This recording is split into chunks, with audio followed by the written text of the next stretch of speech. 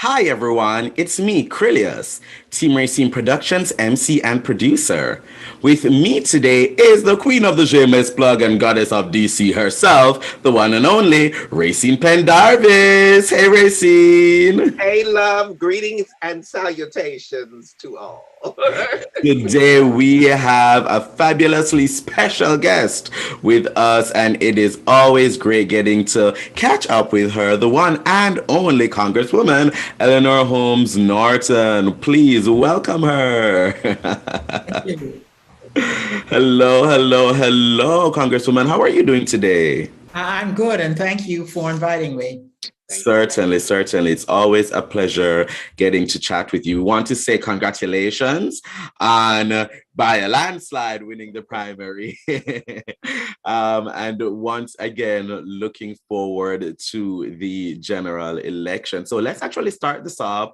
For anyone who is joining on who don't know who you are, just give them some background about the who you are, Eleanor Holmes Norton. Well, I'm Congresswoman Eleanor Holmes Norton. I represent the 700,000 people who live in the District of Columbia who have no senators, but do have me in the House of Representatives. Awesome, awesome, fabulous. And Rayceen, it's so great to once again have her here because, of course, when we first started off, Tell Rayceen, Congresswoman Norton was one of your first guests.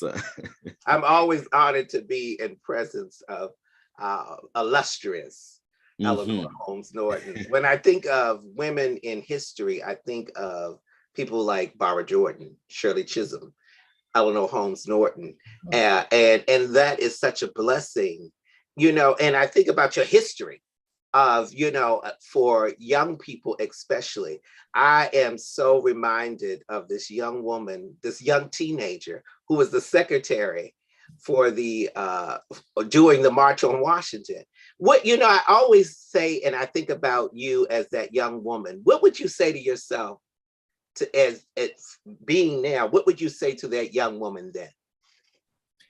Who worked for the March on Washington? Mm-hmm. I would say that to that young woman, keep trying. You may even get to Congress.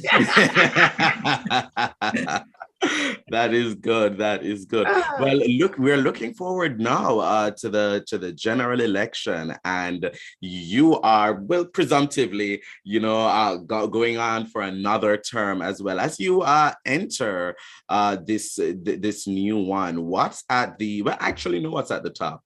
It is DC statehood, of course. And I wanted to talk about that a little bit. Could you tell us what's something that's recently happened or something that's presently happened that would have been changed significantly if DC was already a state? Something that people can connect with that's occurring presently or very recently that probably would have played out differently if DC was a state.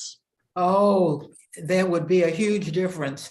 The most major difference if DC were a state is that the district would have 2 senators. As it is, the district has only me in the House. If the DC were a state, I would have a House vote on a final vote. I do have a vote in committee. So DC is deprived compared to most jurisdictions of its size in not having all the tools necessary. That's why I have to start, as they say, try harder. Certainly try harder. I like to hear that. I like to hear that. Now, as the 2022 Democratic Party nominee, you've done this a lot. What made you want to, continuously throw your hat in the ring and once again go to represent the people of DC in 2022? Well, I've been in the Congress for more than 30 years. And what matters in Congress is seniority. So being in the Congress that long means, for example, that I'm in line to become a full committee chair. I'm already a subcommittee chair. And it also would give me more time to get DC statehood. Mm-hmm. Certainly, certainly. And that, of course, is so important. And between you and anyone else, tell me why you are the perfect choice. Well, I can tell you what I've done in Congress to make me the perfect choice. So let me run down some of the things I have done. The most important thing I've done is to take advantage of the rarity of having a Democratic House, a Democratic Senate, and a Democratic president. And in doing so, I have achieved really the most important milestone for the District of Columbia, and that is my bill to make the district the 51st state, which has passed twice in the House. It's had a hearing in the Senate. It has a strong endorsement from the president. A recent detailed poll shows that a majority of the American people are in favor of statehood for the District of Columbia. Now that is a real historic first. I have gotten lots of bills, even without being a state for the district. Tuition access grants, that may be my most popular bill because we don't have a full state system here, only the University of the District of Columbia. So this bill is very important for the district in a city where almost all of the jobs require at least some college education. My bill raises the amount of tuition you can pay to go away to a state from $10,000 to $15,000 per year. As chair of the House Subcommittee on Surface Transportation, which is the largest subcommittee, I played a major role in passage of the big bill that you may be hearing about, the bipartisan infrastructure law, which includes more funding for above all metro. I'm also on tap to become chair of the full Transportation Infrastructure Committee, as I may have mentioned. Yes.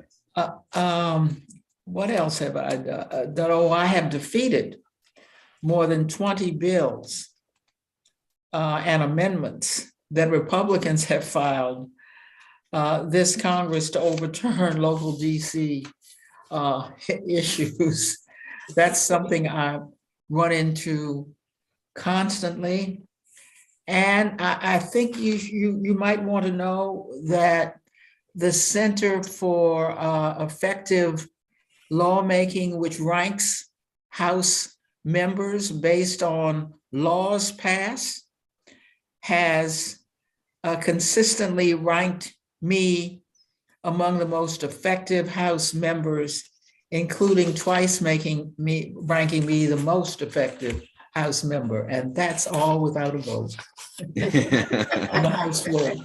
And it should be. I mean, I look at you as a woman who never gives up, who's never tireless, who every time I see you, you're always moving, you're always going, you're full of energy, and you're full of history, you're full of knowledge, and you take the time whenever someone greets you, you give them so much to encourage them. You pour back in. What fuels you? Where do you get this strength from? What fuels you? I can only, I'm the oldest of three girls. I can only think that that's what the oldest does. I like that. Let's talk about codifying Roe v. Wade. What's the likelihood of something like that happening to, protect people in certain parts of the country that things might now change? Do you think that is something that may happen? Well, I'm trying to protect the district's bill, because Congress could always overturn the district's ability to allow women to get an abortion. So far, we have survived, but that's the kind of thing I mean when I say DC statehood. If we were a state, that would be the end of it. And DC's preference to allow Roe versus Wade to succeed here would be a done deal. Certainly, that is so important. That's why statehood is so important. That's why statehood is important. And, you know, our voices are the ones that will make sure that that happens. And so if everyone has a voice, then of course they must go out and vote. Please, Congresswoman Norton, could you talk to us about the importance of voting, especially in these midterms? Because I know some people, you know, they just voted in the primary and they're wondering, oh, there's another election coming up. Please just speak on the importance of these midterms as we move forward. So important. You're so right that, you know, people too often ignore the midterms and wait till the big election at the end of the term.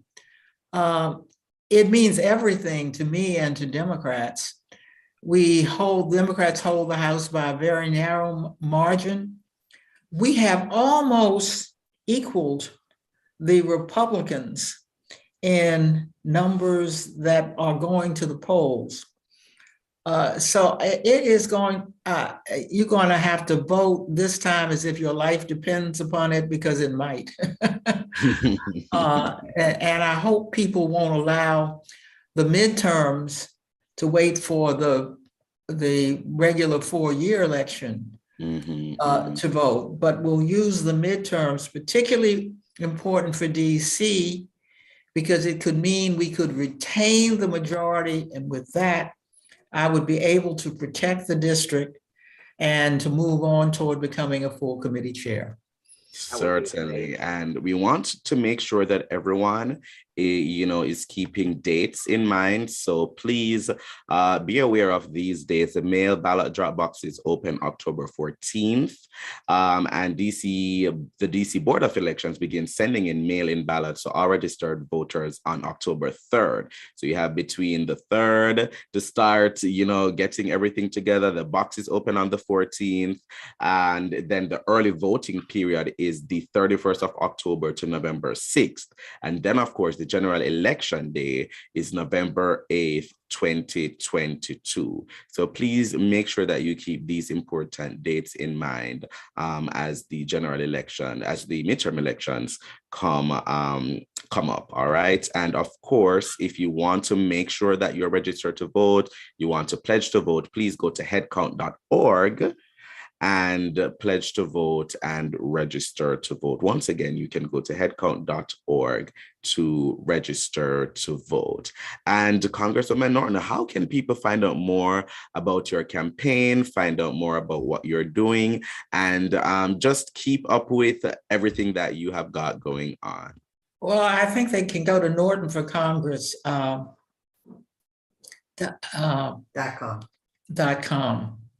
NortonForCongress.com, definitely.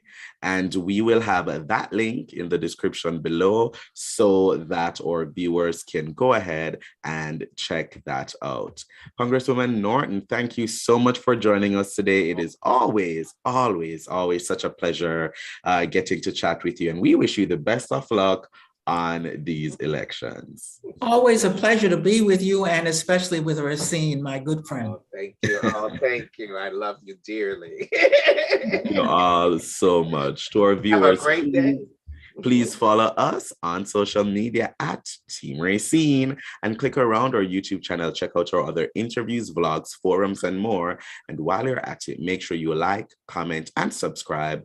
But most of all, thank you for watching. Bye, everyone. Bye. Everybody. Have a